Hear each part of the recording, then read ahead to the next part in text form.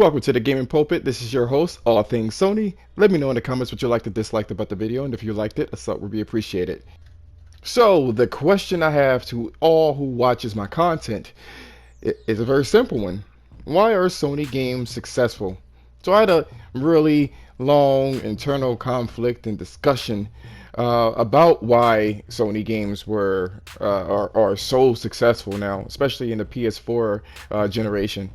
And I went all the way back to 1994, because Sony wasn't really known for their exclusives. Usually the third-party um, developers made exclusive content only due to the fact that other platform owners or platform manufacturers didn't want those types of games on their system, or it just wasn't that successful. Sony set out for a cinematic experience, something almost movie quality. They wanted to kind of elevate gaming out of the gaming ghettos, what Kutaragi said, the father of PlayStation. But on a less crude note, Sony basically wanted to make gaming a serious, a serious contender for entertainment, and they succeeded.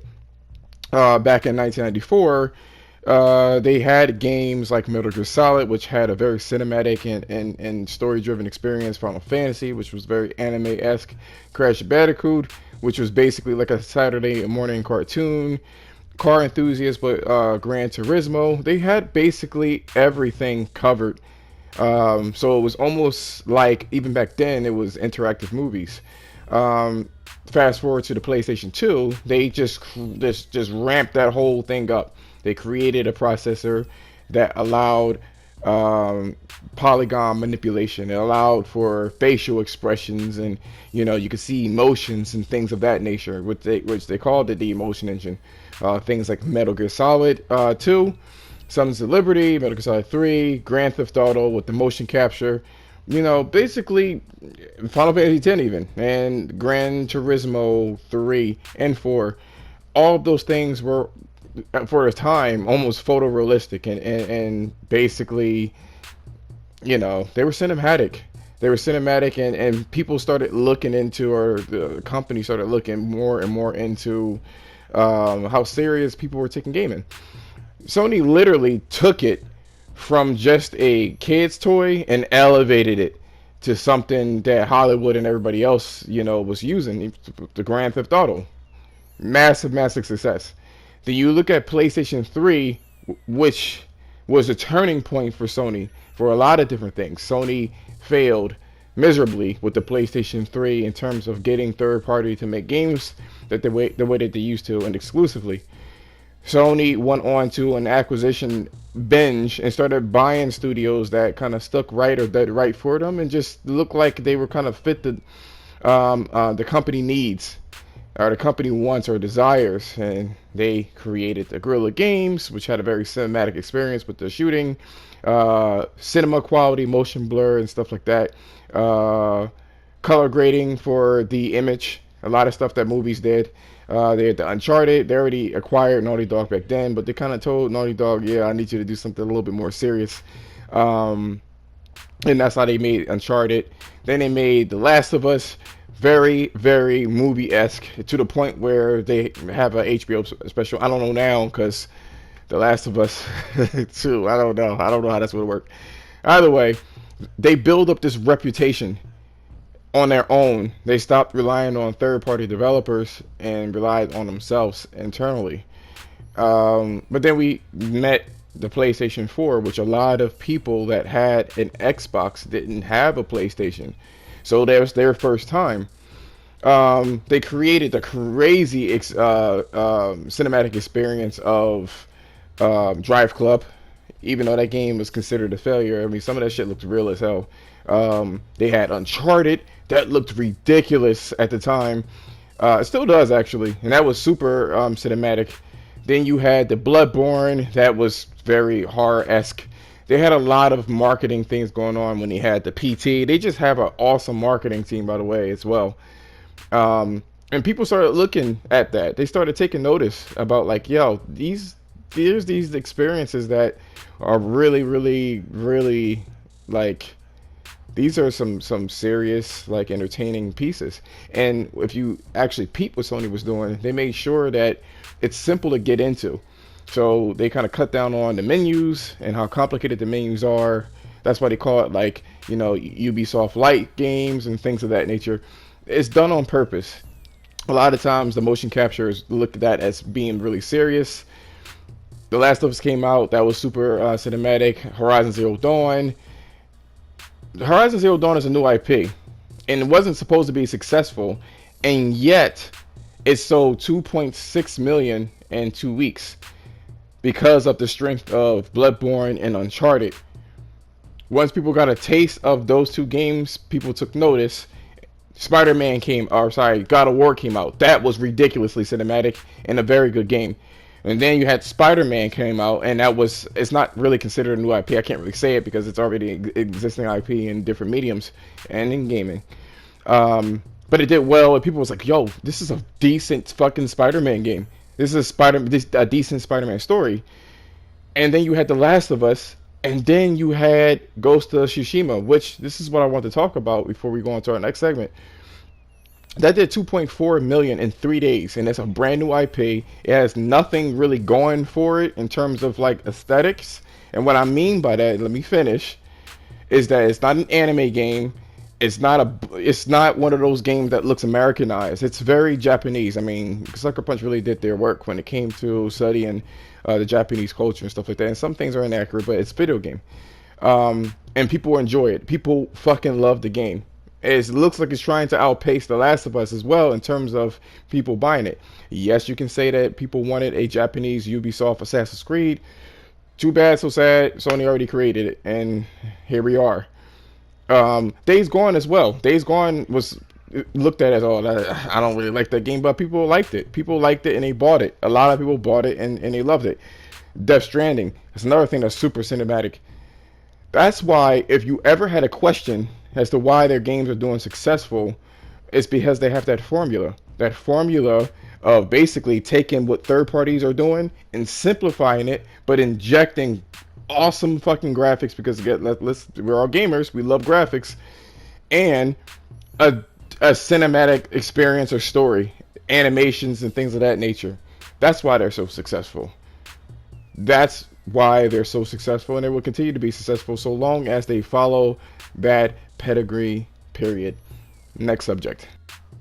Word around the block is that Sony actually has a show planned in August of 2020 regarding their UI, the PlayStation 5 UI. And a lot of people are like, who cares a fuck about the UI? But listen, a lot of people apparently cares. And the UI is the first thing to your game. So it has to really make sense. It has to make sense. It has to be easy to use. It has to work. You know what I mean? Some people were saying that they were going to reveal the UI only due to the fact that there were some leaks. I don't believe so. This is Sony's marketing at its best. I mean, Sony has been giving us little bacon bits of tantalizing information regarding the console, and everybody really wants it. I mean, just they have been very mint. They have been on point with their shit. I'm here for it, pretty much. I'm here for it. But let's get into what we basically know about it. What you're going to hear is a compilation of some things that they said online that you can find on Twitter and whatnot, and some things that I'm going to extrapolate based off of my knowledge of PlayStation products.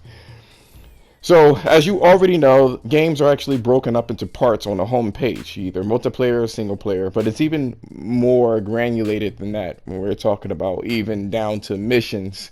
Think about a quest log is actually shown on the UI in the game space, which is probably going to be called the live area for the game space. They have something very similar to that on the PSP, right? That being said, you will be able to, in the live area, highlight those missions and go straight to the missions. Just straight to the missions without any ifs, ands, or buts, which is amazing. I fucking love the fact that they are doing things of that nature.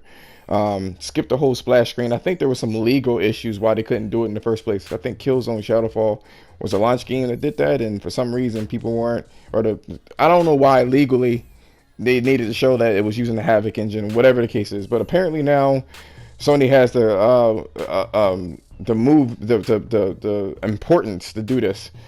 But yeah, if you see a mission, you'll be able to see it. Furthermore, you would be able to see your friends' activities and whatnot, and probably have some sort of what do you call it, leaderboard of how fast you did this or that or whatever the case is. Very interactive, very cool stuff that I believe that they're going to do. At least that's what I believe. All of this is going to be boosted by the SSD that they have in general. You just go straight into the fucking game. It's already loaded for you. Just the way that they structure games, which I believe started with Ghost of Tsushima, it's just going to be a madhouse. It's going to be nice, and I'm here for that as well. Um, I believe also if you've ever used the gyros for the text, the keyboard that's on the PlayStation 5 or 4, I believe they're not going to allow, or at least it's not going to be a main thing where you use the buttons to actually select the icons. I believe you're going to be able to select icons using a gyro and a pointer with your controller. You just kind of gyro it to where you need it to be, and it picks it. That frees up a lot of space that they need, instead of worried about where the person is going to be or whatever the case is. Um, during the menu system, you can have everything right in your face, and you just move a pointer, basically like a laser pointer, almost kind of like the Wii, to where you need it to go, using the actual controller. I believe also with the friends list.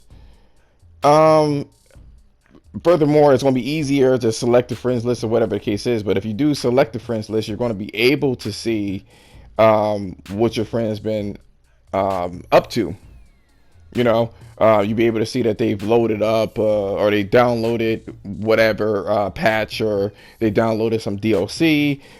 Furthermore, I believe you'll be able to see their music on from Spotify. You'll be able to see it's kind of like that now, but it's going to be a lot easier to use. A lot of quality of life things. You'll be able to see their YouTube history and stuff like that if they allow it to be shown, and just trophies and stuff like that. I also believe as well that you'll be able to, let's say, I was playing Ghost of Tsushima and it was a mission, and me and my friend basically passed the mission. But if you see it, you be able to jump straight to that mission and try to beat their time. Like I truly believe that they're going to have some sort of interactive, built-in leaderboards for things of single player. I think they're going to do things of that nature, and I'm also here for it. I think that the UI is going to be a really, really big thing. I think it's going to be a lot easier to use. They got all of the tools, and they've been evolving their UI for a long time. And I think that really it's just the input mechanism that's really causing it to be kind of like a clusterfuck of things. You know what I mean? I think that's the biggest problem with the UI now. It's slow to load. No one wants to do anything with it. It's hard to get to the information. But if you have like a pointer, which kind of works like a finger, you can have everything right at the home page. I just think it's going to be a really nice setup. So yeah, tell me in the comments what you think about what I am stating, and give me an elaboration of what you think it's going to be. But yeah, I really do think that it's going to be segmented parts to a game, not just single player, multiplayer, or DLC. Like a lot of different things, even down to mission based. You know what I'm saying? Or even down to fucking, outfits. You'd be able to boot it up and see what your friend's outfit is in a game. I just think it's going to be really nice. Privacy is definitely going to be compromised, but I think it'll be really nice. Next subject. Well, well, well. So now we hear that Game Pass is not profitable. I don't have the full scoop as to what Phil Spencer has actually said, but I've been saying this the whole time. I don't know if you motherfuckers really believe that it was going to stay $1. I don't know. But you got to understand, it costs millions upon millions upon millions upon millions of dollars to make games. Uh, $10 a month, even if you have 10,000, I'm sorry, even if you have 10 million subscribers for your Game Pass, is not enough to house hundreds of fucking of AAA games. It's just not going to be able to do it. Period. So there's a compromise or concession that needs to be made. One of the concessions is basically it's possible that the games are not going to be AAA, it's going to be AA, or some sort of like really bootleg thing, or it's going to be multiplayer driven, where people are going to be buying microtransactions and the like. But it's definitely not going to house consistent first party games, not first party, excuse me, AAA games. And now the word comes out. Now the truth comes out. It's not a profitable thing. It's nice to say, oh, this is really cool. Oh, we want to be the Netflix, and even Netflix has its limits. Netflix and what's the other shits? Netflix and oh, what the fuck is it? Netflix and Hulu. They got their limitations. They can only do or hold shows for a certain amount of time before they have to renew or pay again. The model is just not well versed for video games. Out even with Sony streaming services, it's just not it's not good. It's not a good way of doing things, business wise. I mean, Microsoft has basically given up on hardware. Essentially, that's what they've done. I mean, they got powerful hardware, but they don't really care about the console market. Now, what they care about is residual money. And if they can get a lot of people on board, because that's probably why it's not profitable, is because they kept selling it for $1. Or having these crazy deals and stuff like that. Even when it comes to companies, it's like they have all this money, but they're stupid as hell. You know, they blow billions of dollars on shit that just doesn't work, and it's clear as day that it's not going to work. Now, it's novel, it's noble of them to want to, have people just buy, a service and don't have to pay for these games. Just based off of the trends that what people are doing now. People will buy a game and will sell it. So it looks really good if you can buy a game, right? And instead of you selling it, you don't have to do anything with it. You already rented it. You rent it, you play it, and you're done. That's what it looks like on the outside of things, but it's billions of dollars, millions of dollars to make games. Millions of dollars. Shit, people are breaking even by selling 6 million, which is hard as hell to do. You know what I mean? So Microsoft doesn't have any intention of making AAA games. That's the thing. They have an intention on. That's why they bought small studios. You know that you need like 2, 3, 400 people in the studio, and they bought studios that have 60. That should be indicative of what they're trying to do. I mean, by the way, I digress. I really digress. I don't know what else to say to you guys. It's not a profitable model. It's not profitable for Hulu. It's not profitable for Disney. It's not profitable for Netflix. They get their money back in other ways, but the way that Microsoft is going about things, it would only be profitable if they have very small games, stuff like 4 hours, you know what I mean? And simple games where you can probably buy outfits and shit like that, where it's supplemental money. That's the only way that that's going to work. But as it stands, this is why Microsoft is so adamant about single player, full-fledged games. They don't want you to know or want that at all. What they want you to have, even with Halo, you see Halo Infinite. It's going to be a 10-year model, like Destiny. Games are super expensive, and Microsoft is adamantly against it. They are adamantly against these AAA games. They know that they have to do a lot of work, and that work is not conducive for a Game Pass model. It's not. It doesn't work for a Game Pass model. You need small games that don't cost as much. You don't need to worry about motion capture studios and putting dots on horses and dogs and shit like that, and voice actors, and none of that matters. You just can make a game, people can play for a little bit, and it's over. And you can just residually, keep renting these games and buying or keeping the service up and running. Unfortunately, that's the truth of the matter. And I'm glad. I hope it falls straight on its face. Straight on its face.